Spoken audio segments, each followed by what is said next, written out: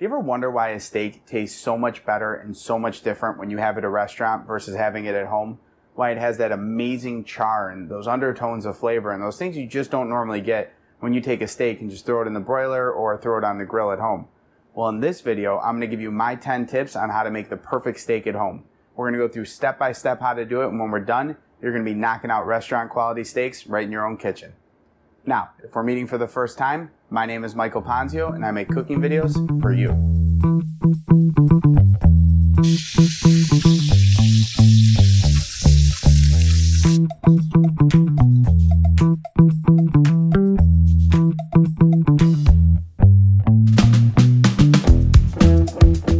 Alright, so let's get right into it. Tip number 1, you want to choose a good quality meat. Steak quality is everything, and I'm going to show you a few ways to identify it. You're looking for a steak that has a really nice marbling. Marbling is the intramuscular fat in here, all these little lacings of white fat.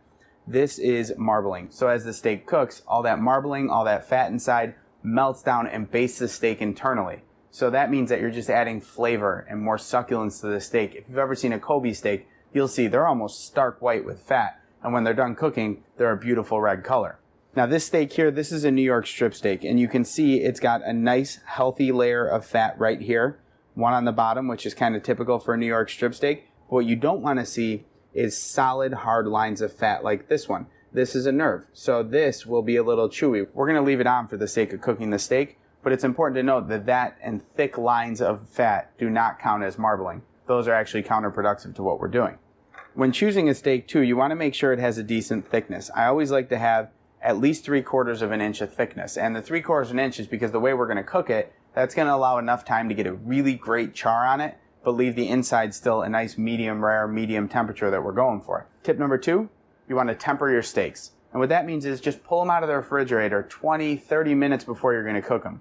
What that does is it allows the meat fibers, the muscle to relax a little bit. Also allows the fat to soften a little, so when we put it in the pan, the fat's going to liquefy faster, helping baste the steak more and add more of a char. It's going to help promote caramelization and really ignite the Maillard reaction.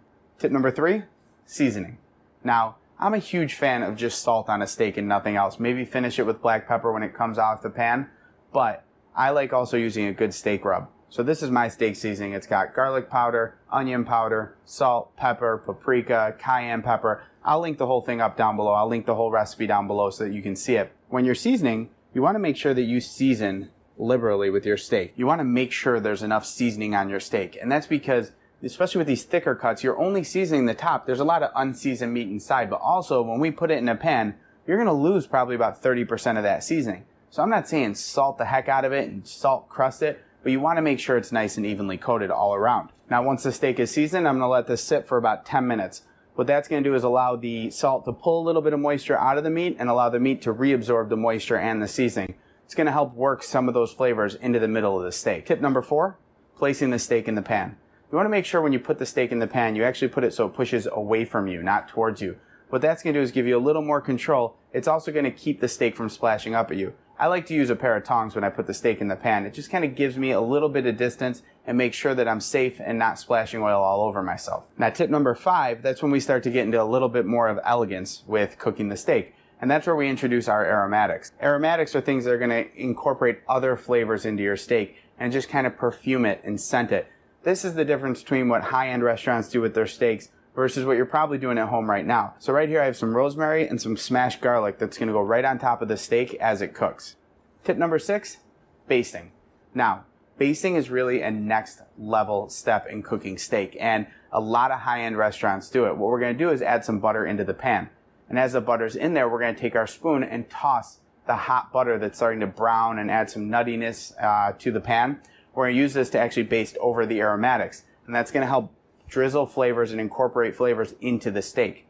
The hot butter also helps the steak cook. So when I flip the steak, I'm going to continue to baste it and continue to build that caramelization on top of the steak while infusing all those aromatic flavors into the cut of meat. Tip number 7, do not move the steak too early. I've had the steak in the pan kind of working, doing its thing. The pan's over a medium-high heat, and I let the pan temper, which means I let it kind of season and heat up ahead of time before I added the oil or the steak. Now at this point, it's gaining a char and a caramelization on the bottom. I don't want to move this too soon, or else all my char is going to stick to the bottom of the pan versus on the steak. And the steak's going to tell you when it's ready to move. When you go try and move the steak, you're going to see it's going to move freely when that char is fully developed and it's ready to be flipped. Tip number 8, temperature checking. Now, I always use a thermometer. I mean, we all know the whole, medium rare, rare, this whole trick. But a thermometer is the most accurate way you could do it. And this one's called a thermopen. It's very easy to work with. They really are a one-time investment if you take care of them. But this has a sharp point and it gets a very quick reading. So I stick this into the fatter part of the meat. Now, I'll put below in the descriptions the temperatures that I hit before resting and carrying over to get you to that perfect medium rare, medium, whatever doneness you want. Tip number 9, resting. Now, resting, in my opinion, is probably the most important part of cooking steak. And what happens is, as the steak is hot, the proteins and the muscle fibers are really tight and seized up. And if you cut into that steak, you're just going to have juice running everywhere. Now, as it rests and it relaxes, the muscles kind of loosen up and they reabsorb all those juices that are locked inside that seared meat. So super important. It's the difference between a really juicy, succulent steak or a mealy, dry kind of steak where you have a bunch of juices on your plate. I normally rest my steaks, if they're about 3/4 inch to an inch thick, for about 5 minutes before slicing. And finally, tip number 10, slicing. When you're cutting a steak, especially if you have a good high quality steak, you want to cut thicker pieces.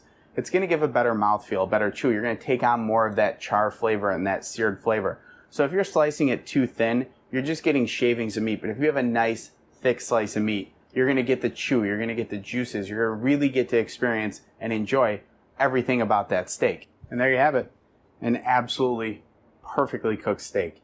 Amazing char. You could smell the aromatics and the nuttiness in there. The temperature is just even all the way through.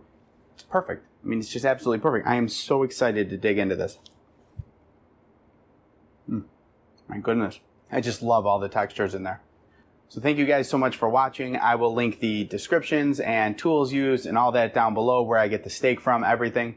If you guys like cooking meat, check out this video on how to make the best burger. I make a phenomenal steak burger on there. And if you like what you see, you want to see more, we got a lot more content coming out. Hit the like button, hit the subscribe button, hit the bell for notifications, and I will see you soon. So keep on cooking.